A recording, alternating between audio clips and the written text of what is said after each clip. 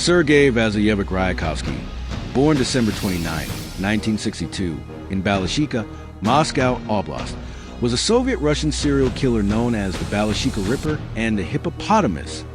Between 1988 and 1993, he murdered at least 19 people, including 12 men for women and 3 boys aged 14 to 78 in the Moscow area, and assaulted 6 others who survived. Convicted in 1995, he was sentenced to death, later commuted to life in prison, where he died of tuberculosis in 2005. In this documentary, we explore his gruesome crimes through the lens of psychology and psychoanalysis to uncover what drove this towering killer to such brutality. Why focus on Sergei Ryakhovsky? Because his crimes are a twisted riddle of impulse, hatred, and necrophiliac horror that begs psychological scrutiny. His hulking 6'6", 280-pound frame and his claim of cleansing society of homosexuals and prostitutes hide a deeper, darker psyche, one that mutilated bodies and defiled the dead. Picture this. January 1993, a snowy forest near Balashikha. A 78-year-old man, lured by a giant offering help, lies headless, his body hacked with a hunting knife, his legs sawed off a day later. Ryakhovsky's spree was a bloodbath, strangling victims with ropes or bare hands, stabbing, mutilating genitals, and committing necrophilic acts on corpses.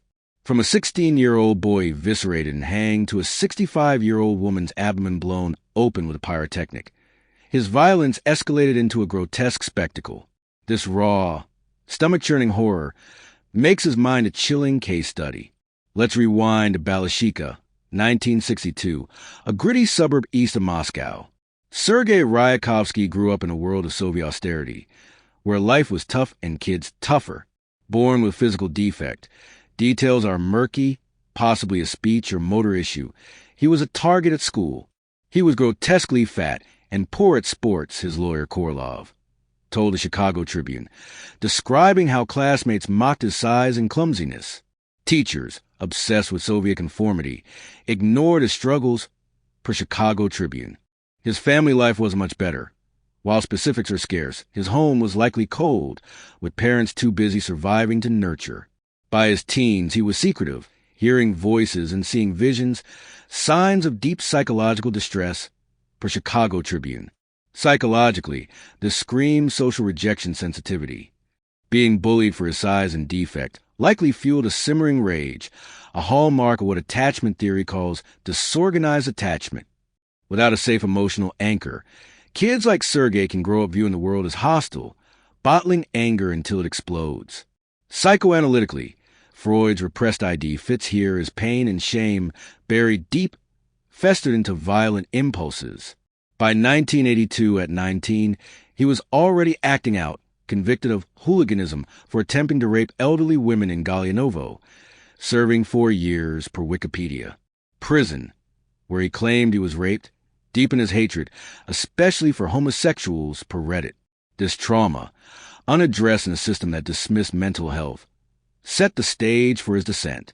What kind of mind hacks off heads and defile corpses? Ryakhovsky's psyche is a cauldron of disorders. Antisocial personality disorder is a clear fit. His lack of remorse, manipulative charm, and impulsivity scream psychopathy.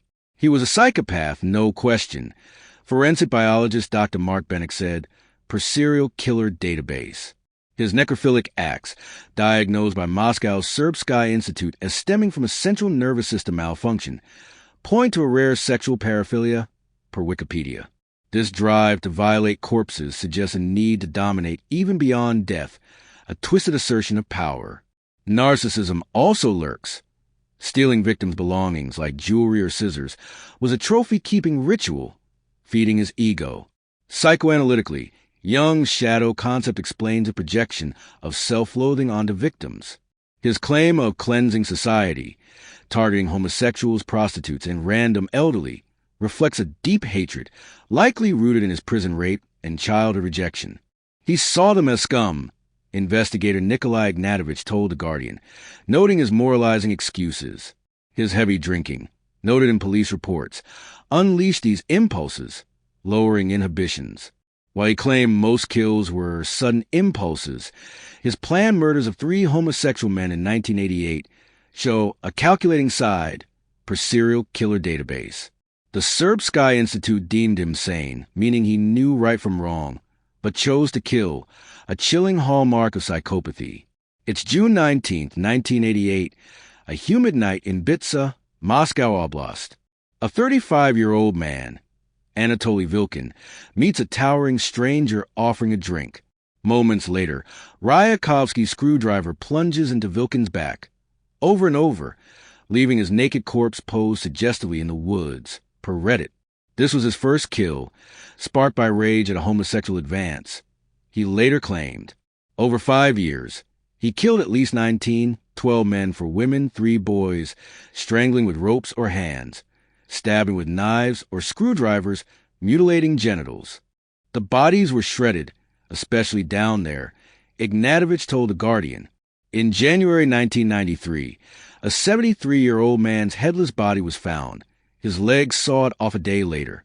A 65-year-old woman's abdomen was ruptured with a pyrotechnic device, spilling her insides.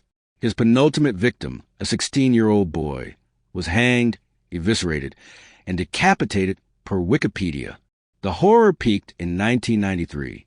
Ryakhovsky's violence grew frenzied, his mutilations more grotesque. He returned to desecrate bodies, a detective said, per serial killer calendar. Necrophilic acts on nearly all victims. Raping corpses showed his need to dominate the dead. He stole jewelry, clothes, even scissors, gifting them friends, a sick trophy ritual. His claim of impulse killings, like a 70-year-old woman and 78-year-old man he met in the forest, masked a sadistic control per serial killer database. The randomness, teens to elderly, men to women, made him a ghost, striking anywhere, anytime, in Moscow suburbs. Ryakhovsky's victims, age 14 to 78, mostly men, some women, some teens, seem random, but there's a pattern. His stated mission to cleanse society targeted homosexuals and prostitutes, yet most victims were elderly women or men, often vulnerable, isolated, or trusting. Psychologically, this reflects opportunistic victimology. He preyed on those least likely to fight back, mirroring his own feelings of powerlessness from childhood bullying and prison trauma. He picked the weak, Ignatovich said per The Guardian. Psychoanalytically, Klein's bad object theory fits. Victims symbolize his hate itself, especially homosexuals, who he blamed for his prison rape. His choice of strangulation and mutilation, often genital-focused, suggests sexual sadism, where power and pain fueled arousal. The elderly may have represented authority figures he resented, while teens mirrored his bullied younger self. His necrophilia, a rare paraphilia, shows a need to control even death. It's about absolute power, Bennett explained per serial killer database. His planned 1988 murders of 3 homosexual men in Izmailovsky Park contrast his impulse claims, showing a predator who could stalk with intent. Moscow's chaotic suburbs, with little police oversight, gave him freedom to hunt. Per all that's interesting, here's the terrifying part. Ryakhovsky wasn't a loner in a trench coat. He blended in, a giant among men, charming enough to lure victims. Living in Balashikha, he worked odd jobs, possibly as a mechanic, per Wikipedia. He seemed normal, just quiet. A neighbor told Pravda, unaware he was gifting stolen jewelry to friends. This duality, killer by night, worker by day, points to compartmentalization, a psychological trick where he separated his monstrous acts from his public self. His cooperation with police, showing crime scenes, suggests narcissistic pride in his work, per serial killer calendar. Yet, after his necrophilia diagnosis, he turned defiant, revoking confessions and claiming to be a victim of anti-national authority, per Wikipedia. This shift shows a fragile ego, unable to face his own darkness. His physicality, 6 feet 6 inches, 280 pounds, made him a walking weapon, yet he froze when arrested, paralyzed by police guns, per serial killer database. This contrast, violent giant, cowardly captive, reveals a core of insecurity, likely tied to his bullied childhood. His drinking, a constant in police reports, was a crutch, unleashing his sadistic impulses, while masking his shame. The hunt for the Balashikha Ripper was a 6-year nightmare. Moscow police, slow to admit a serial killer, ignored early patterns, depraved. By 1993, with bodies piling up, they found a shack with a noose, clearly a kill site. Setting an ambush, they caught Ryakhovsky on April 13, 1993, as he entered, per Wikipedia. He didn't fight, just froze.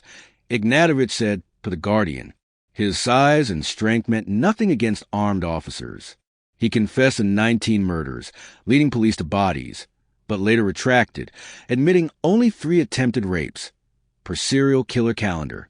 In July 1995, he was sentenced to death, saying, "I will be back," per Chicago Tribune. Russia's 1996 execution moratorium commuted his sentence to life in Solikamsk's brutal Ik-1 prison. He died of untreated tuberculosis in 2005 per killer cloud. Ryakhovsky's life is a dark mirror of Nietzsche's abyss, gazing into chaos until it consumes you. His claim of cleansing society was a twisted justification for his rage, rooted in childhood rejection and prison trauma. Sartre's existential freedom applies. He chose murder, not healing, embracing his darkness over redemption. His death by tuberculosis, alone in a frigid cell, feels like poetic justice, yet raises questions about a system that failed to help a troubled child before he became a monster. He was shaped by neglect, his lawyer argued, per Chicago Tribune. Did society's indifference create him, or was he always destined to kill? His story is a grim reminder. Unaddressed pain can birth horrors. Picture a 16-year-old boy, trusting a giant stranger, only to be hanged and gutted. Imagine a 78-year-old man, headless in the snow, his killer returning to saw off his leg. Ryakhovsky's 19 victims, maybe 24, left Moscow's suburbs in fear. "We stopped hitchhiking," a Balashikha resident told Pravda.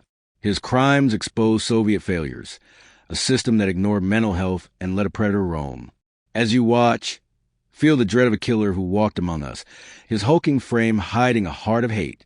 Subscribe for more true crime and tell us, what turned Ryakhovsky into the Balashikha Ripper?